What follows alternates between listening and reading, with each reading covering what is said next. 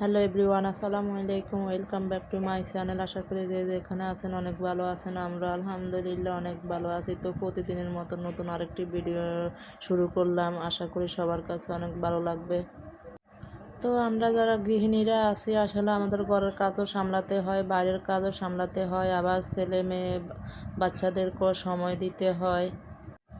বাইরের কাজ বলতে আসলে আমাদের ছোট্ট একটা বিজনেস আছে, মানে ব্যবসা। আমার হাজব্যান্ড একা একা করতে পারে না, কর্মচারীর প্রয়োজন হয়। তো কর্মচারী এই বছর নেওয়া হয় নাই। আসলে কর্মচারী রাখলে অনেক ঝামেলা, সেই জন্য কর্মচারী বাদ দিয়ে দিছি।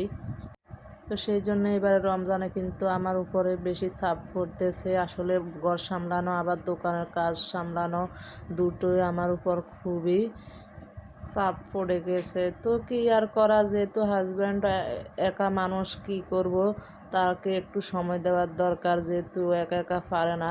তো বাইরের কাজগুলা সামলানোর পর দোকান থেকে এসে আবার ঘরের কাজগুলা ধীরে ধীরে করতে হয়, যেহেতু যেহেতু এখন রমজান মাস। তো সন্ধ্যা ইফতারের পর এসে আবার রান্নার কাজ করতে হয়। তো আলহামদুলিল্লাহ আজকে ৮ রোজা শেষ হয়ে গেছে। কে কে ৮টি রোজা রেখেছেন সবাই কমেন্টে বলবেন। আর এই তো আমি ৯ রোজার জন্য প্রস্তুতি নিচ্ছি।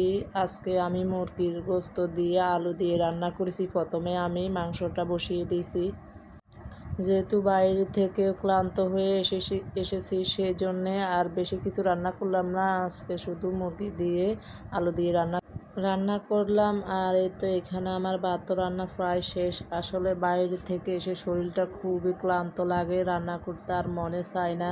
তো কি আর করা, রান্না তো করতে হবে, খেতে হবে। আমার রান্না শেষ। তো আজকের ভিডিও এই পর্যন্ত। সবাইকে অনেক ধন্যবাদ। আল্লাহ হাফেজ।